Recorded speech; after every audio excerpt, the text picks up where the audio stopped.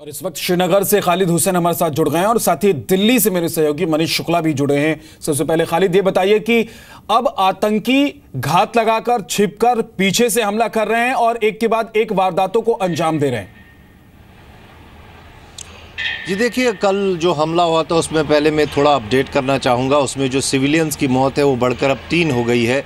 3 civilians, एक militant मारा गया है और साथ ही साथ एक पुलिस कॉप जो है उसकी भी इसमें मौत हो गई है। 2 अभी इंजर्ड हैं पुलिस कॉप, जिन्हें श्रीनगर के SMHS हॉस्पिटल में भर्ती किया गया है और उनका जो बताया जा रहा है कि वो खतरे से बाहर है।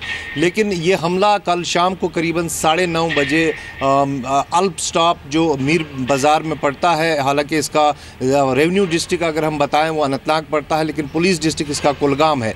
वहाँ पर एक एक्सीडेंट हुआ था जो हमें पुलिस ने बताया है।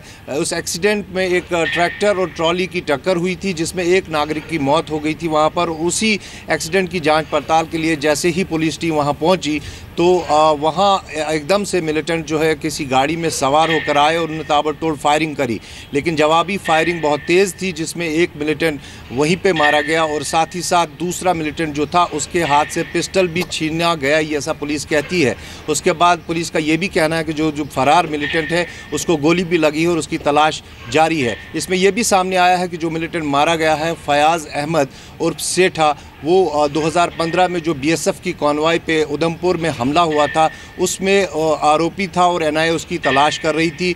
उसे ये आरोप था कि उसने श्रीनगर से ट्रक में जो 2 विदेशी मिलिटेंट हैं जिन्होंने हमला किया था, उसमें एक मिलिटेंट जो है जिंदा भी पकड़ा गया था, उनको ट्रक में लेकर वो श्रीनगर से उधमपुर तक गया था। तो तब से ये फयाज़ अहमद जो था वांटेड था और फरार था। आज ये इस अटैक में कहा जा रहा है कि मारा गया है और ये भी कहा जा रहा है कि लश्कर तैयबा से वाबस्ता था ये मिलिटेंट और काफ़ी सरगर्म था साउथ कश्मीर में। निसंदेही वारदातें बढ़ रही है, बैंक लूटें बढ़ रही है, एक के बाद एक वारदात सामने आ रही है और घात लगाकर आतंकी हमला कर रहे हैं, जवानों को निशाना बना रहे हैं। खालिद आप बने रहिए, मनीष शुक्ला का रुख करते हैं। मनीष, क्या इसको लेकर कोई प्लानिंग चल रही है कि इस तरीके के जो हमले लगातार बढ़ रहे हैं, जिस तरीके से आतंकी अब निशाना बना रहे हैं सुरक्षा बलों को, उससे निपटने के लिए कोई प्लान तैयार है क्या?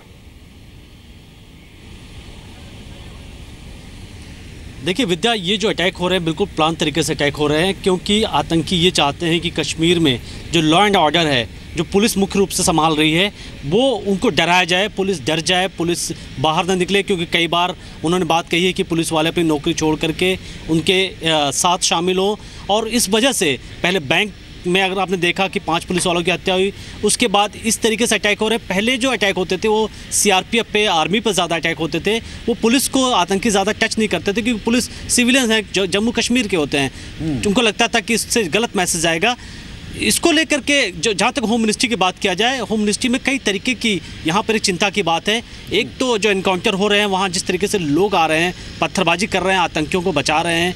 जो पुलिस वाले जो ड्यूटी पर हैं, उनको जो मेन जगह पर जो सिक्योरिटी के लिए डिप्लॉय किए गए हैं, उनको डरा धमका करके उनको वहाँ से भगाने की कोशिश हो रही है। उनके हथियार छीने जा रहे हैं क्योंकि आतंकियों के पास हथियार की भी कमी है, पैसों की कमी है। सब कुछ प्लान हो रहा है ताकि वहाँ पर जो होल्ड है वो गवर्नमेंट का कम से कम हो और आतंकी कहीं पर भी आराम से मूवमेंट कर सके। तो इसके लिए तमाम तरीके की एहतियात बरते जा रहे हैं। इंटेलिजेंस के तमाम इनपुट्स हैं जिसको देखा जा रहा है और फोर्सेस से कहा गया है कि ज़्यादा से ज़्यादा वो कॉम्बिंग ऑपरेशन करें, क्योंकि विद्या आपने देखा होगा 3-4 दिन पहले आर्मी ने सोपोर के 28 गांव में करीब बड़े लेवल पर मैसिव कॉम्बिंग ऑपरेशन चलाया था। तो आने वाले टाइम में आपको इसको इनकाउंटर करने के लिए तमाम सिक्योरिटी फोर्सेस बड़े लेवल पर सर्च ऑपरेशन करेंगे, लेकिन चिंता की बात ज़रूर है जिस तरीके से वहाँ स्थितियाँ हैं। बहुत बहुत शुक्रिया मनीष इस पूरी जानकारी के लिए। खालिद आपका भी बहुत बहुत शुक्रिया।